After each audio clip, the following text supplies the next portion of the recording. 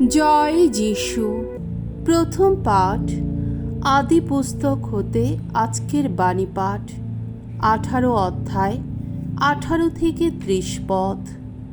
সদমের ধার্মিক জনদের প্রাণ বাঁচাতে আব্রাহামের মিনতি।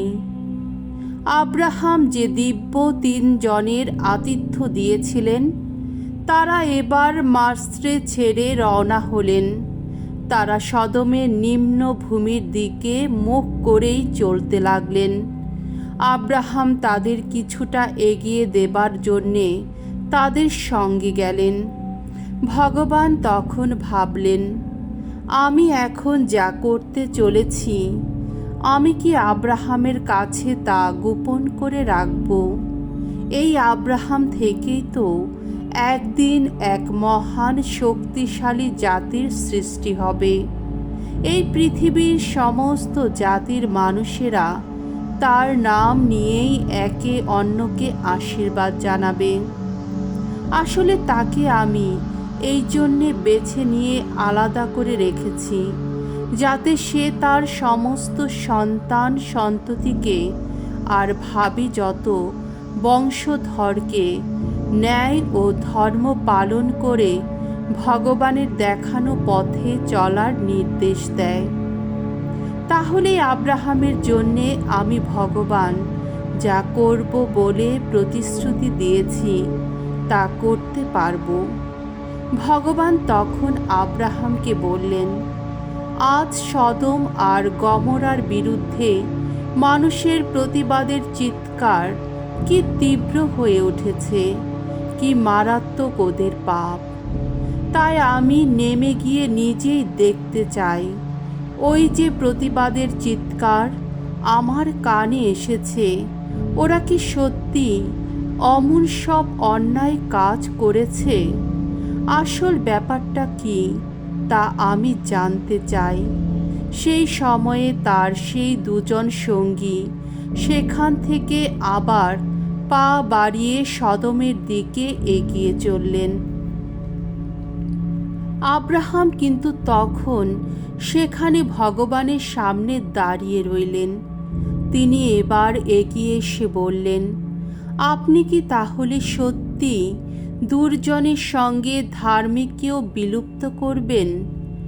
নগরের মধ্যে হয়তো 50 ধার্মিক লোক আছে, আপনি কি তবুও সত্যি জায়গাটা বিলুপ্তই করে দেবেন? ওখানকার ওই 50 জন ধার্মিকের কথা ভেবে আপনি কি বরং জায়গাটাকে রেহাই দেবেন না? না, আপনি যে অমন কাজ করবেন কখনো যেন তা না হয়। আপনি যে দুর্জনের সঙ্গে ধার্মিকেরও মৃত্যু ঘটাবেন, আর তার ফলে ধার্মিকের পরিণাম যে দুর্জনেরই মতো হবে, না না, অমনটি যেন কখনো না হয়। বিশ্ব জগতের বিচারকর্তা যিনি, তিনি কি ন্যায্য কাজই করবেন না? তখন ভগবান বললেন, বেশ, সদম নগরে যদি 50 জন ধার্মিক মানুষকে পাই, তাহলে তাদের কথা ভেবেই আমি গোটা জায়গাটাকে রেহাই দেব। এর উত্তরে আব্রাহাম বললেন, আমি তো ধুলি ও ছাই ছাড়া আর কিছুই নই, তবু আমি সাহস করে আমার প্রভুকে একটা কথা বলতে চাই। হতেও তো পারে সেখানে 50 জন ধার্মিকের জায়গায় 5 জন কম রয়েছে। তাহলে এই 5 জন কম হওয়ার জন্যে আপনি কি গোটা নগরটাকেই ধ্বংস করবেন? ভগবান উত্তর দিলেন, না, যদি সেখানে 45 জনকে পাই, তাহলে নগর ধ্বংস করব না। আবার আব্রাহাম বললেন, হতেও তো পারে মাত্র 40 জনকেই সেখানে পাওয়া গেল। ভগবান বললেন, সেক্ষেত্রে ওই 40 জনের কথা ভেবেই আমি নগরটি ধ্বংস করব না।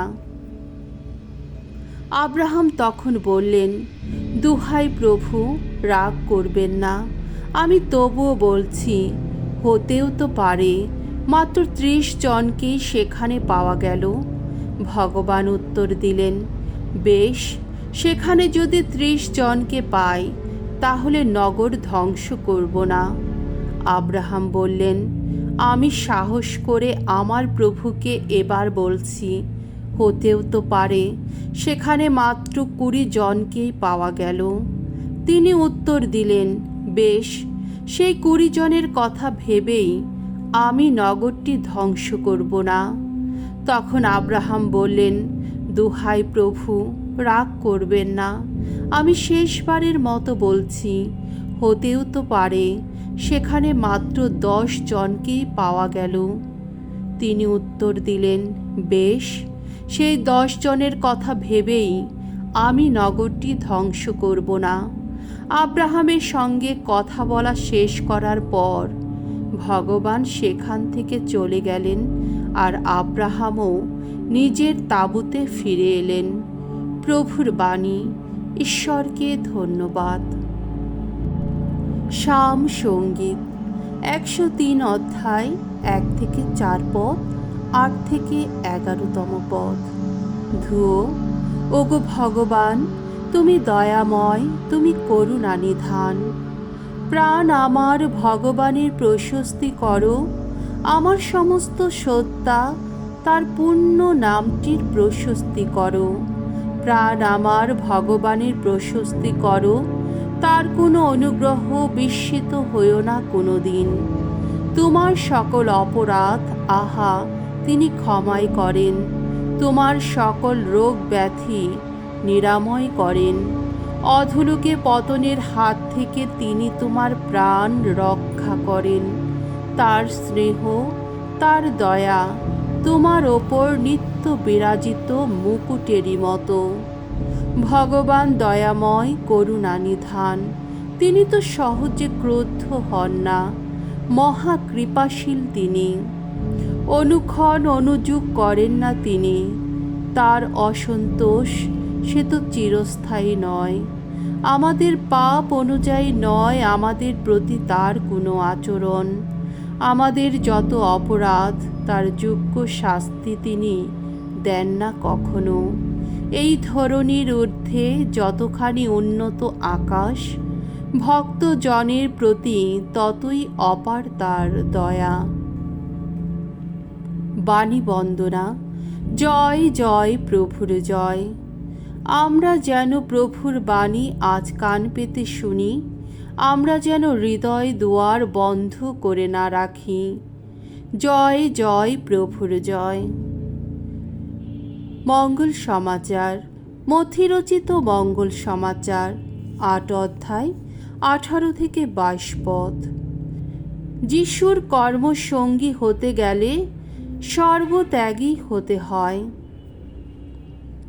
নিজের চারপাশে এত লোকের ভিড় দেখে যিশু তার শিষ্যদের নির্দেশ দিলেন, সাগরের ওপারে যাওয়া যাক। সেই সময় একজন শাস্ত্রী কাছে এসে তাকে বললেন, গুরু, আপনি যেখানেই যাবেন আমি কিন্তু সেখানেই আপনার সঙ্গে সঙ্গে যাব।